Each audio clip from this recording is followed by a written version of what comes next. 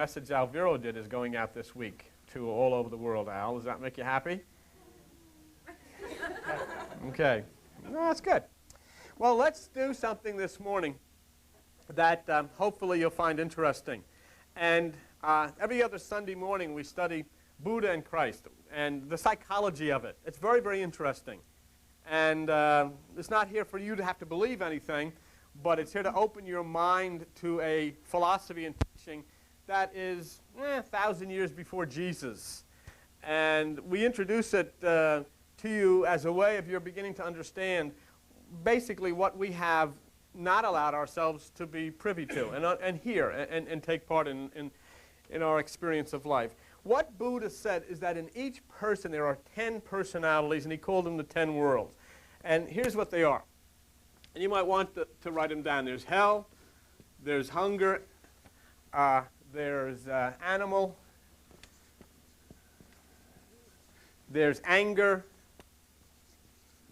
there's tranquility, there's the next one, which a lot of Christians think that they coined this expression. Well, they didn't. It's Buddhist, strictly Buddhist. It's called rapture.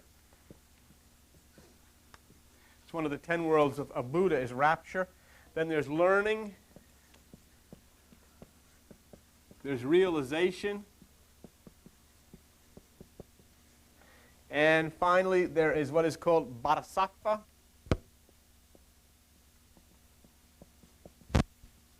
And bodhisattva is simply giving to others, sharing with others, reaching that consciousness where your whole life is consumed with helping other people. And then what we call Christ consciousness, it's Buddhahood, reaching the kingdom of God. Okay, and those are the 10 worlds. And what he said was that every human being alive has these 10 worlds working within their consciousness.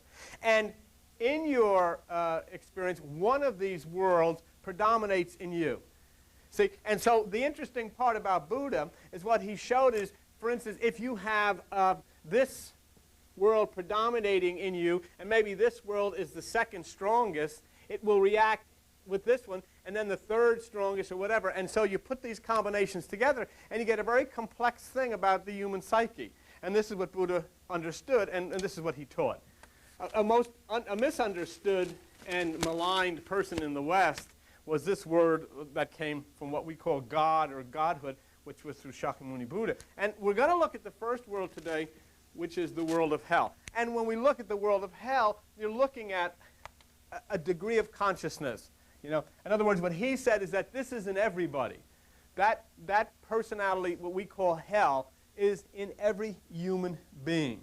The Christian concept of hell is an amazing thing.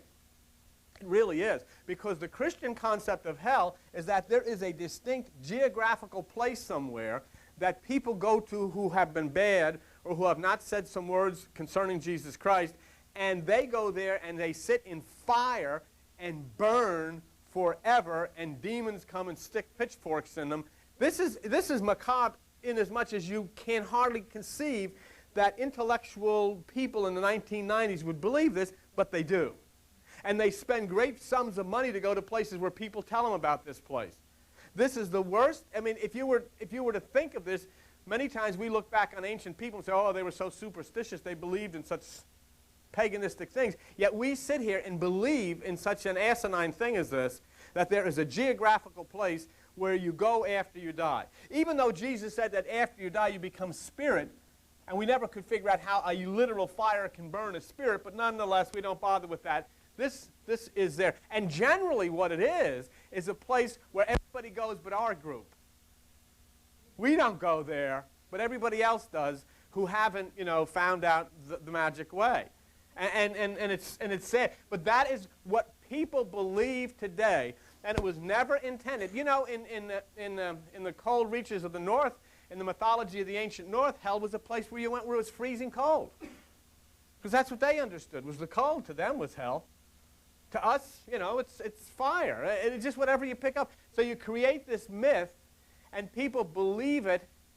They believe it as an actual experience, and they find themselves trying to contend with somehow or other going to die and wind up in a physical place with a pit with fire burning, and you're going to go to hell.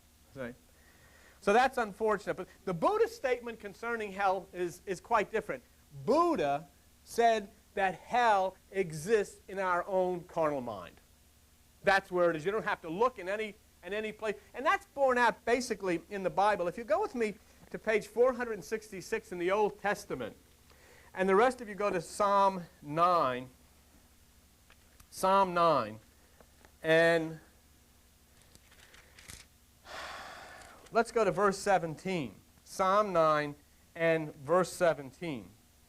Okay? And how does it describe this which is hell? The wicked shall be turned into hell, and all the nations that forget God. It's an indication of consciousness. Forgetting God is forgetting yourself, forgetting who you are, forgetting what your place is in this universe. And that is where the wicked then go. That's the place. You have to understand something. You're defining by using a word a feeling in your own mind. And that's what Buddha understood. 1,000 years before Jesus was born, Buddha understood that. And Buddha taught that. See? But we, because of the fact that the people in charge of the religious traditions and concepts could not deal with people who were dealing with themselves, created this thing that would frighten you so that you would then be subservient to them. As long as you were frightened of the possibility of going to some horrible place, you then would come and let them save you. And that you can really prosper that way. See, the only way to stay out of hell is to come here, then everybody comes here.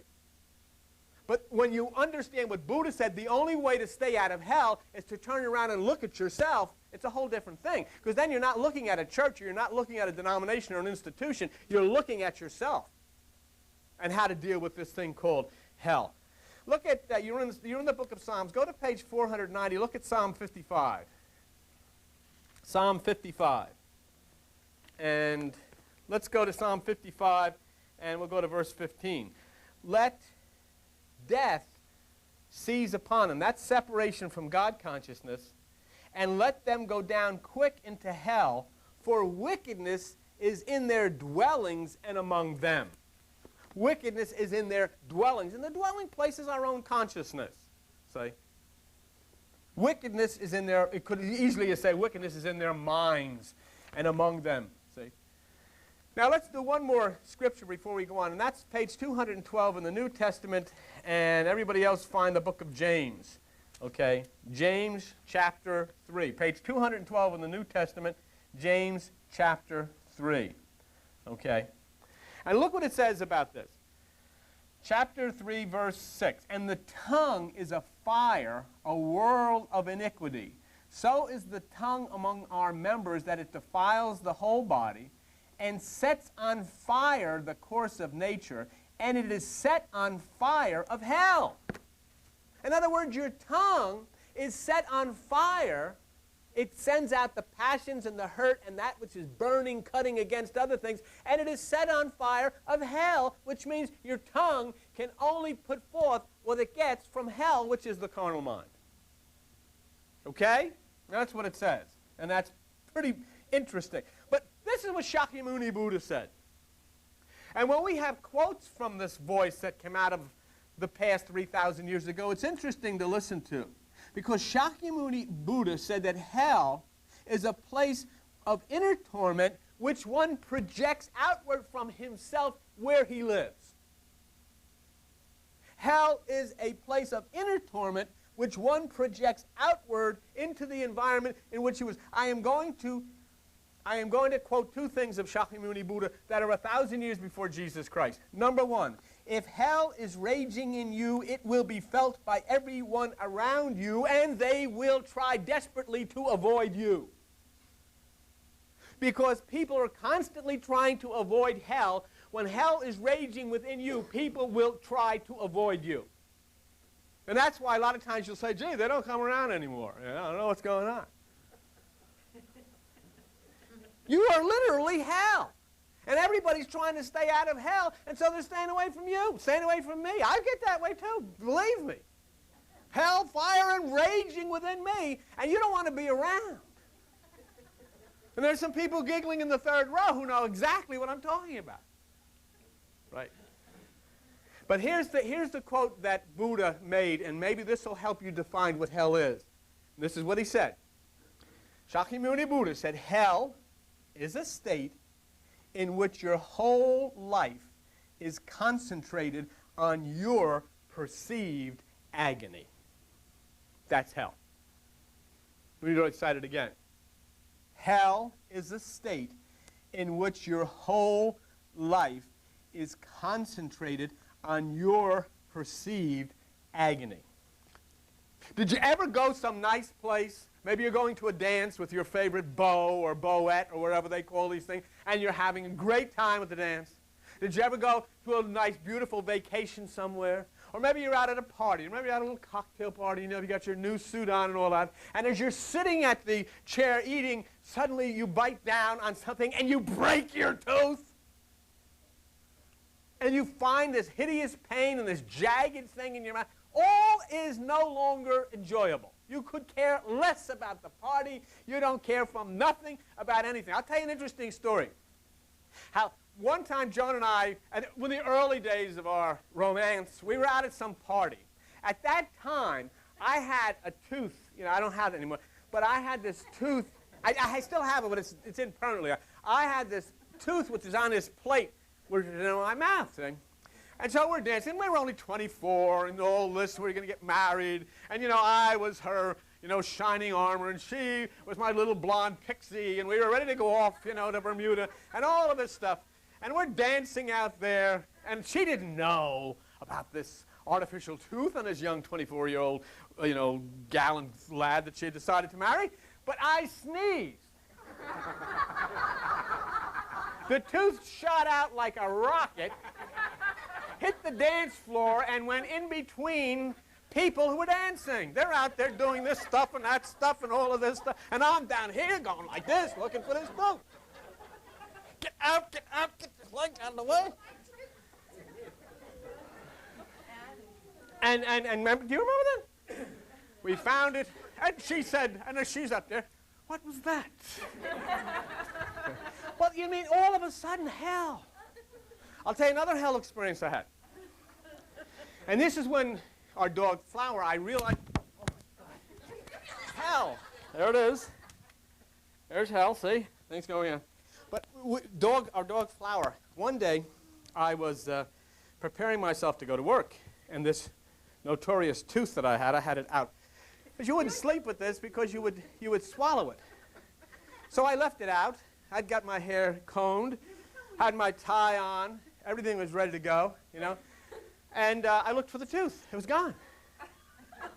It was nowhere. I looked upstairs, and do you know what happens? It's like reaching for your wallet and it's not there. You feel the sweat on the back of your neck. Everything vibrates. The whole world is collapsed. What? You know, doesn't make any difference if there's atomic bombs or hurricanes. Your wallet is gone or something is missing, and the hair stands up and the sweat breaks out and everything in your life crashes down upon you. This tooth, how could I go to work with no tooth? Nobody knew. I was the manager of the place, and I'm looking all, it's gone. It's gone. Wait a minute. And then as I stood there, and I went up, and I said, you know, you get to the point that when you start praying, maybe somebody isn't here that'll hear. God, what am I going to do without my tooth? I can't go to work. Flower was only a very young dog at that time. Came up. I hear these paws coming up the stairs. She comes up onto the bed, opens her mouth, and drops it on the pillow. And looks at me as if to say, are you looking for this? And I grabbed it, washed it off,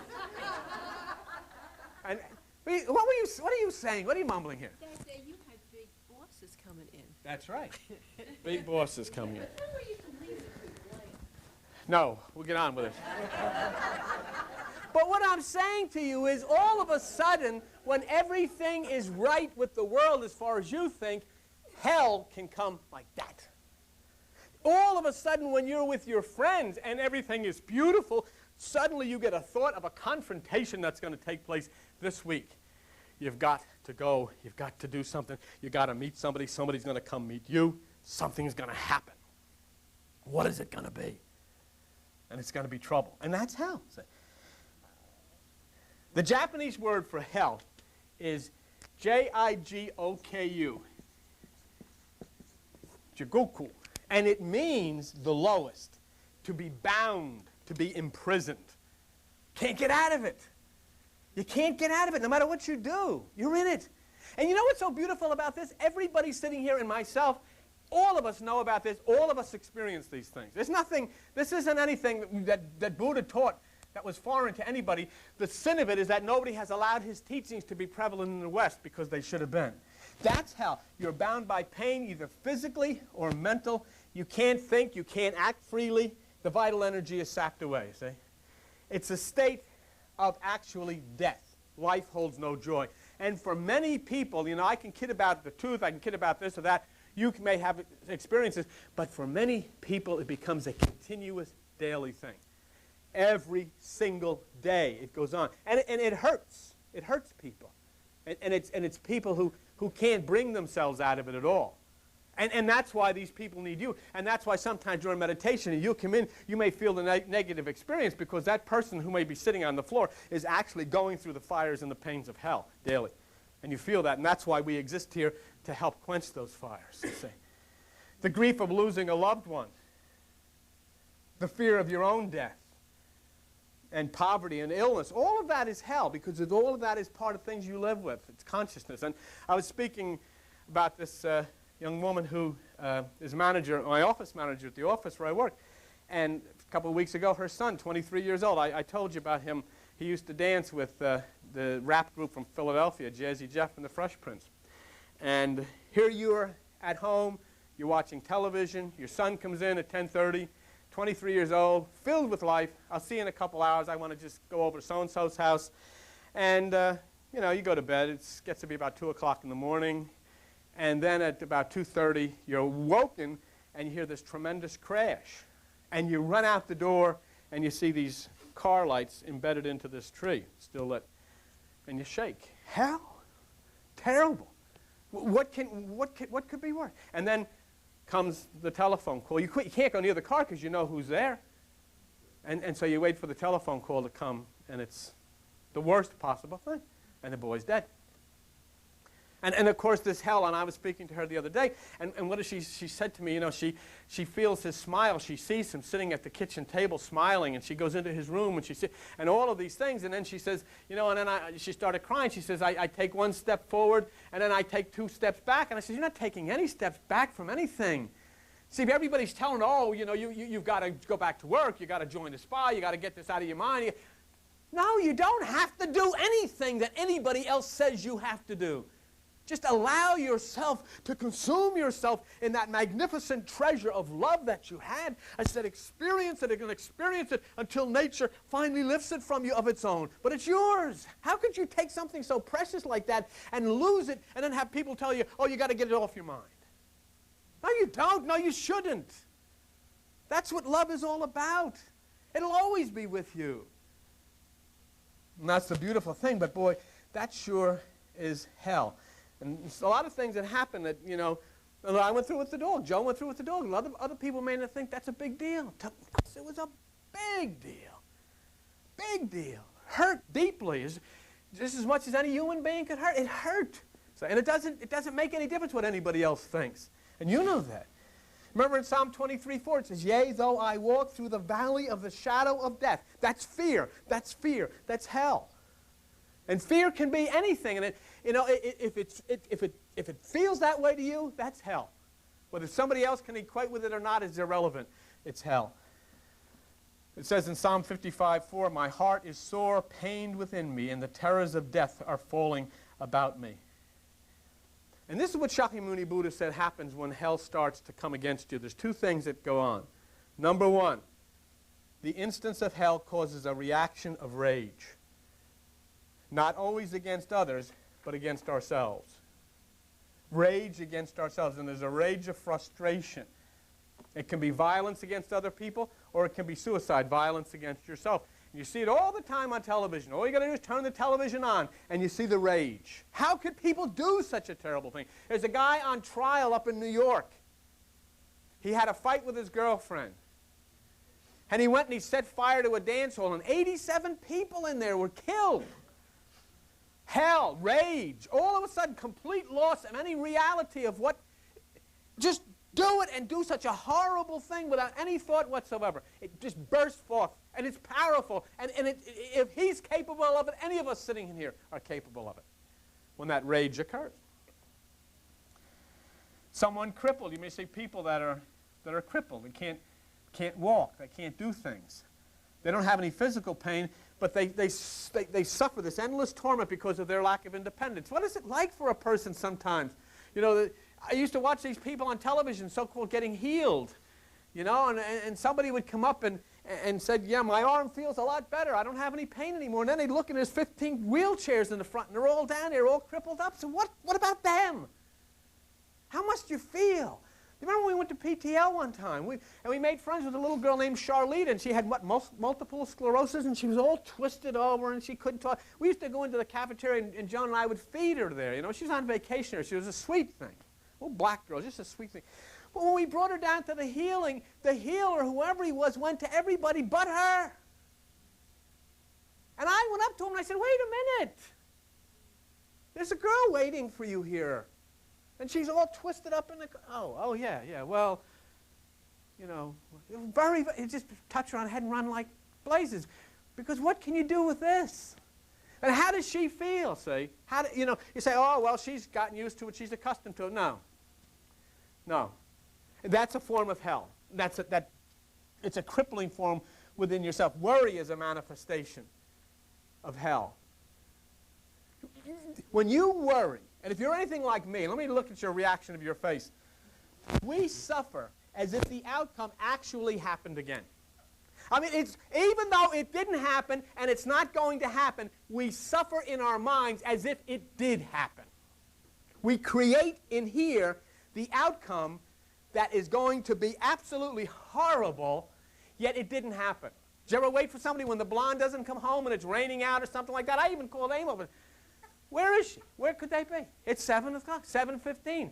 Well, what happens? You're ready to call the state police. Because why? Nobody calls. It's raining out. Then you see the car sliding off the road into a ditch somewhere, hitting a tree. People are dead or whatever. You don't know. It doesn't make any difference what anybody thinks that goes on in here. And the whole terrible thing, as if it had actually happened, occurs in your mind. It occurs in your mind.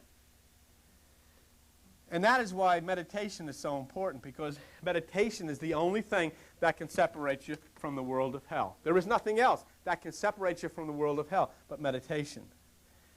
We say, this is what we say.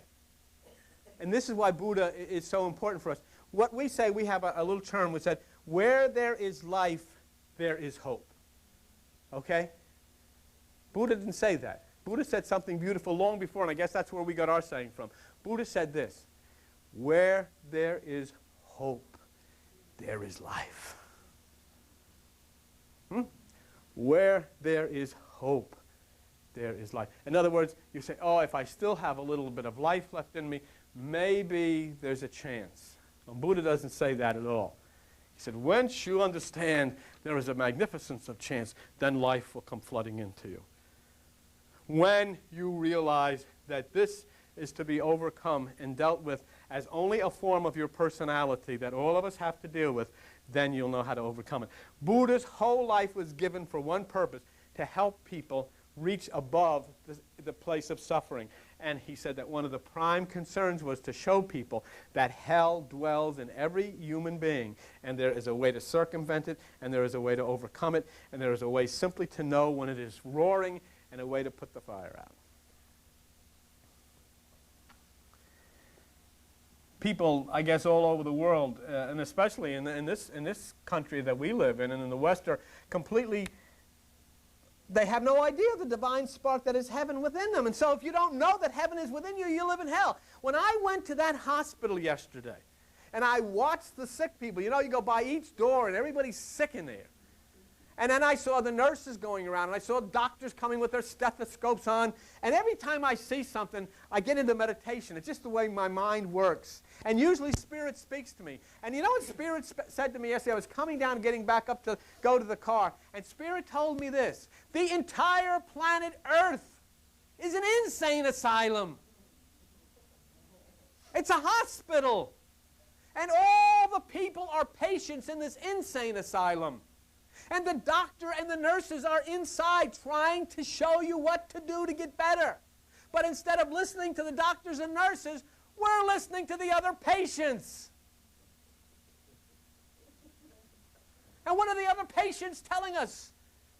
Look out. There are demons lurking around you. There's devils around you. And we're all saying, yeah, I know.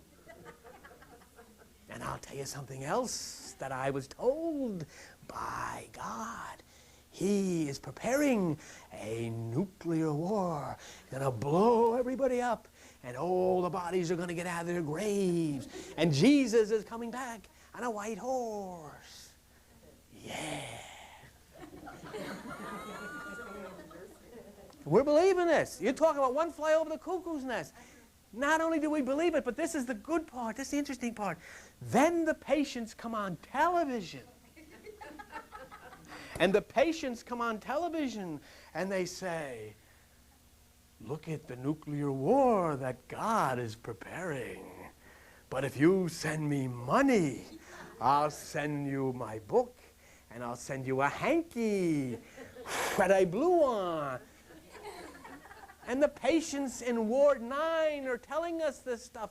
And we send them our credit card.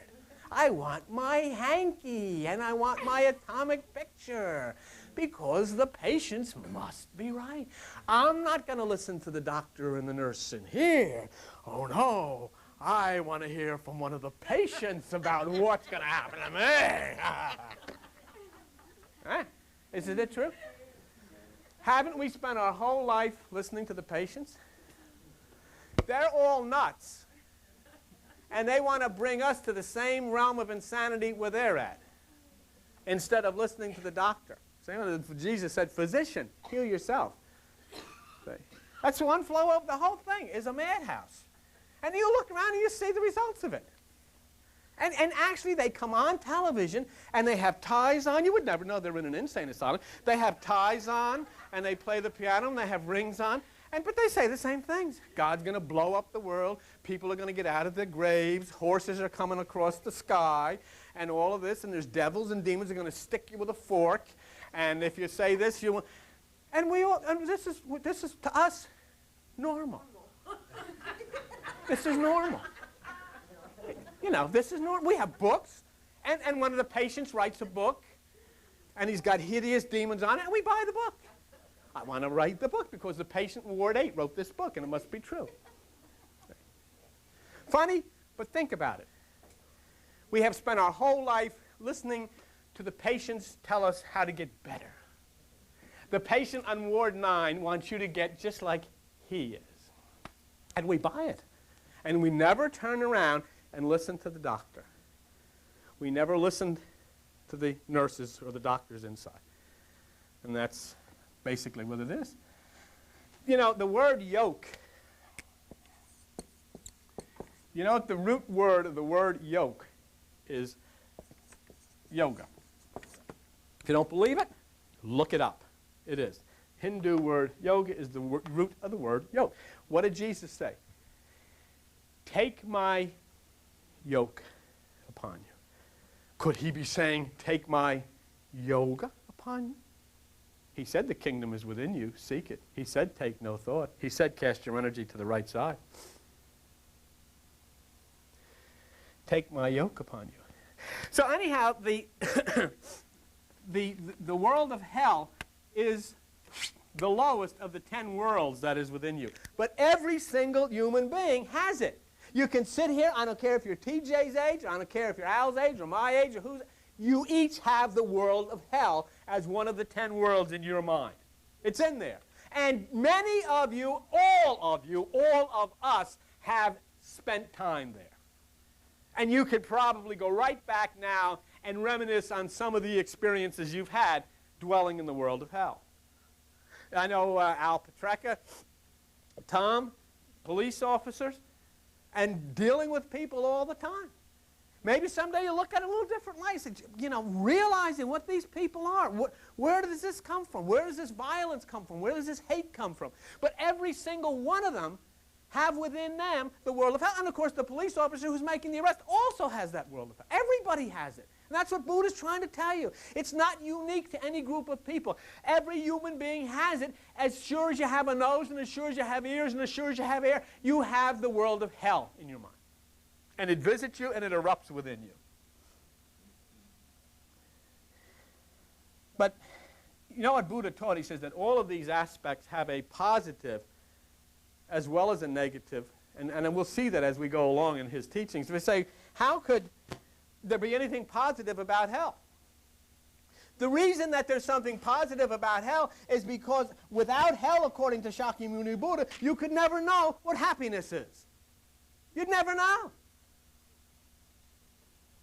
You know, there's a lot of times people will say they'll get into meditation and they'll say, I think things are worse than they were before I meditated. You know what Buddha said about that? And he said it's a very true fact. A lot of people that will get into meditation will start feeling that their life is worse than it was before they were meditating. Buddha said that's not the case. Buddha says the problem is you've been living in a cesspool all of your life and you couldn't smell it. You didn't know it. All of a sudden you become awake, you become alert, and you start smelling that which is around you. You say, I'm getting out of here. You get to a point where you live in the slop long enough, it becomes normal. If you're oppressed long enough, you become oppressed, and you work oppressed, and then you have children, and they're oppressed, and everybody feels the same way. We're no good, we're nothing. When Jesus Christ said, you're the light of the world, and Buddha says, no, it's not that it's worse, it's just that now you can smell it. Now you're awake, now you're enlightened, now you're aware of where you are. Before you weren't. This is the man that religion has told you to stay away from.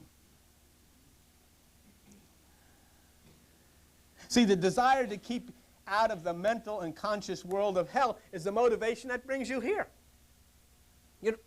That's why we're all here.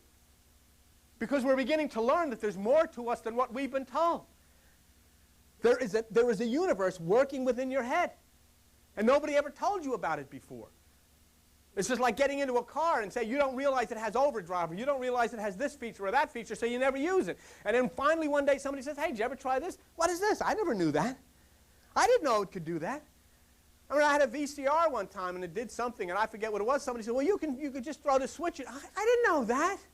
I had the book of instructions, but I never read them. I take the thing out of the box, rip the cover over, stick in the wires, and make it go. I don't want to read nothing. I don't read nothing. And then it gets all screwed up and I start going into hell. And I'll say to John, this thing doesn't work. All this money thing, here, it doesn't work. And the sweat's breaking out over the stupid thing out of the box. And Jonah says, did you read the book? I don't have to read a book. I know about this stuff. I know about this stuff. Ain't no need for me to read a book. So open a book. Oh. Okay. Is it working? Yeah, I got it working. It's the way it is. We don't read this book. We have other people read it to us. Say, they tell us what it says. We don't know what the heck it says. If something doesn't work, we don't know what to do with it. You don't know what's going on. Did you ever know that you had 10 worlds in your head? No. Nobody ever told you. So how are you going to live and operate within those 10 worlds if you don't know they're there? See, like Buddha says, when we get down later in these teachings, you'll find something very interesting because he'll define your personality. And this is 3,000 years ago, where there was no universities really, out in the middle of wherever he was. He learned this through God. And God gave this one person to share with the entire humanity of the universe what goes on inside their head and how their head operates, so everybody could learn how to operate and live. So he said, sometimes like said, you might have the world of bodhisattva, which predominates in you. You might be a very giving person. I say, you want to help other people. But the second world inside of you may be anger. So now if that second world of anger is running close to that first world of giving, what you'll do is you'll come over, you'll take anything, whatever it is, you'll take money out of your pocket, and you'll come over and you'll give it. Because that bodhisattva, that giving attitude, is the strongest in you. But Buddha says that second attitude will come roaring up once you've given and say, here's $100. But damn it, if you don't get off your rear end and start working, people aren't going to have you handouts all the time. You're not going to have me. I'm not going to be the one that's going to be the sucker all the time. I mean, you sit around, you don't do anything, and then you blame the world. What the heck's the matter with you? So you gave him the $100, you just beat his head and put him on a guilt trip and gave him a nervous breakdown all at the same time. But Buddha said that's the way it is, and you can't help it. You can't do anything about it. Because that's the way it works. But when you understand that's the way it works, then when you go, you begin to approach it a little differently. Maybe you'll send them the money through the mail. See? But isn't that interesting? And it goes, and it goes other ways. I mean, you can have this aggressive hostility. I mean, would you ever see these people? They want to get you a Christmas present because they want to give you something nice for Christmas. So they'll stand outside of the department store. And when the doors open, they will karate chop anybody that gets in their way, getting you your pantyhose. And they'll grab and they'll take the pantyhose. And they'll fight and stomp on people. And then run and get on the bus and sit there and say, oh, Joan's going to love these. What a Christmas. Oh, God bless. And then you're going to get these pantyhose, and you're going to say, oh, thank you. You're so sweet. You don't know that she obliterated 15 people on the laying of blood on the floor getting these pantyhose with. That's just the way it is. And so the various aspects of our minds interreact. Some people can do something. There's that, what's that test I took? The Briggs? Well, okay. There's a test that they give you, personality test. And you circle all of these answers and these questions. And I took it with a group of other managers from our company. There's about 30 of them. And I made a score that nobody else did in the place. I was the only one that fit into this one category. And the psychiatrist who was there, psychologist who was there, Rich Petrino, in front of everybody looked at me and he said, you are a mystic. I didn't say anything. And then he said to me, you also do not make snap decisions. You can't. You're always one that'll say, I'm not sure, I don't know, and then your mind kicks in to sort it out, and it's exactly right. Every individual, if you were to take that test, and it's maybe sometime you can put it together, maybe sometime we can do it here. You'll take that test, and I think Joan will be able to put it together for you, and she can tell you, there's 4 letters that tell you, I happen to be INFP, which means mystic, and a person who does not make decisions quickly like that. I can't. It's impossible.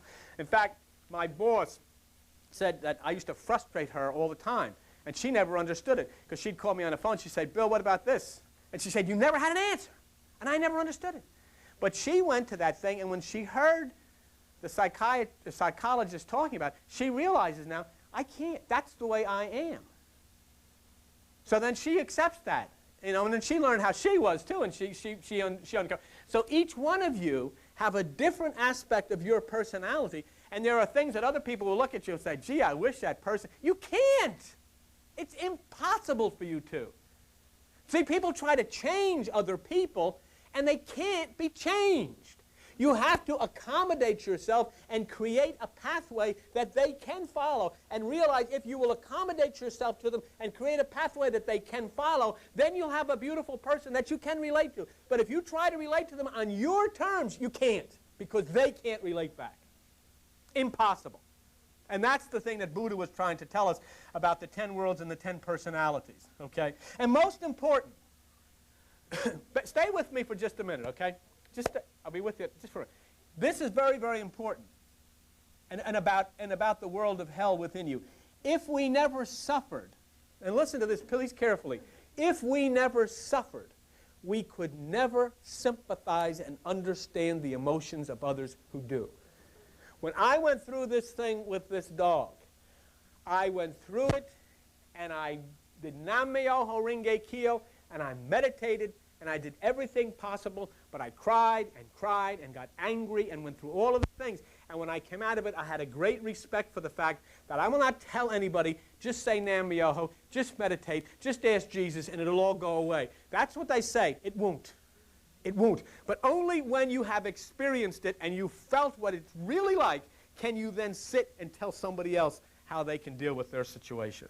And the most beautiful part is to be there, to wrap your arms around somebody and to share the laws and to cry with them, to close Bibles and books, be a friend, be a true family, love that person, and allow nature to carry you both above it in its due time, in its due season. It doesn't work any other way. That's what Shakyamuni tried to teach us. See? In Buddhism, the world of hell leads directly to Christ consciousness. Directly to Christ consciousness. Because it is in trying to escape that world that you'll run right into Christ. Otherwise, you're content to stay there. In Hebrews 5:8, and I'm done. In Hebrews 5:8, it says, though he were a son, yet learned he obedience by the things which he suffered. Did you hear that? Did you know that? You were talking about Jesus? Did you know that he learned obedience by the things that he suffered? Now, everybody thinks, oh, he just came down and said, here I am. I'm God. Now what do you want? No. He went through a lot of problems, had a lot of difficulties. Because it's the same thing. You're definitely preordained on this earth to say, here I am. I'm God. I'm Christ. What can I do for you? But you learn how to reach that Christhood by the things that you suffer in the same way he did. That means, yes, all the trials and tribulations, all of the mistakes that you made, he made. All of the screw-up, all of the things that he did which were wrong. Somebody had to take him by the throat and sit him down every once in a while for him to learn. We don't like to think of that because we've been conditioned not to think of the reality of Jesus Christ. We make him into a statue. He wasn't that way. Couldn't have been that way and related to you. He screwed up, he did wrong things just like you and I, and every once in a while somebody had to take him by the back in that case. They knock it off and sit him down, and he had to suffer things, and he lost people, and he had things hurt. And then he learned. He learned through all of the things the same way that we learn and the way that we're learning now what life is really about and how to act. But he said, being made perfect, he became the author of eternal salvation of all. I want you to see something. Let me ask you a question here. And you've been coming to this church long enough. Jesus Christ said, if your eye be single, your body will fill with light. Jesus Christ said, take no thought. Jesus Christ said, cast your energy to the right side. Jesus Christ said, the kingdom of God is within you. Seek that first. Jesus Christ said, you take away the key of knowledge because you don't enter within yourself. Jesus Christ told you, you've got to get within yourself. You've got to practice the single eye. You've got to take no thought. You've got to seek the kingdom within. You've got to cast your energy to the right side. Those are the things that he said. I want you to see something. Go to page 203 in the New Testament, if you would with me, please. Look at the book of Hebrews. The book of Hebrews, page 203 in the New Testament, the book of Hebrews, and just stay there, okay? And go to Hebrews chapter 5, verse 8. I told you the things that Jesus Christ said that you had to do, and said, though he were a son, yet learned he obedience by the things which he suffered. And being made perfect, he became the author of eternal salvation unto all them that obey him. Did anybody ever see that? Where does it say he said, sign the card? Where does it say that he said, say these words? He didn't. Where does it say he said, go to church? Where does it say he said, read the Bible? He didn't. He said, seek first the kingdom which is within you. He said, practice the single eye. He said, take no thought. He said, seek the kingdom within yourself by casting your energy to the right side. Those are the things he said. And he said, those who are saved are those who obey him. And yet, according to what we see, everybody's saved. But yet, if you ask them if they obey him, the things that I told you he said and that you know he said by reading the Bible, they'll say don't do them. That's something to think about. Not by claiming him, not by reading about him, but by obeying him. Though he were a son. In Galatians 4:6, because he says, you are the sons of God. Being made perfect. And being made perfect is without any stain. But you say, how can I be perfect? The Apostle Paul said, stop all of those things that you've been doing all of your life in religion. Get rid of all of that stuff. You should learn about that and get on beyond that stuff. And become perfect. And perfection comes by entering into meditation. As the Hebrews 6:1 said, let us go on to perfection. And so that's basically, we start here, the world of hell. And next week, no, it isn't next week, the week after next, when we get back to Shakyamuni Buddha, we'll study the world of hunger, which is desire. And that's right up from here. The next step out of hell is desire. So you begin to learn, and if you'll come to these things and you'll hear them, you'll begin to see and you'll begin to learn that the reason you do the things you do is because of the activity in your mind and in your brain. And I don't really care how religious you think you are. I don't care how holy somebody tries to make you. I don't care if you read the Bible 100 times or whatever you do. It's not going to change anything, because unless you begin to understand what's in here, you're never going to be able to deal with it. And the one thing that religion does not want you to know is what's in here. Because then you will begin to come to that point of being in charge of yourself and being in charge of life. And they don't want that. They want you to be subservient. They want you to be on your knees, lifting your hands up to them. That's not what Jesus Christ wanted you to be.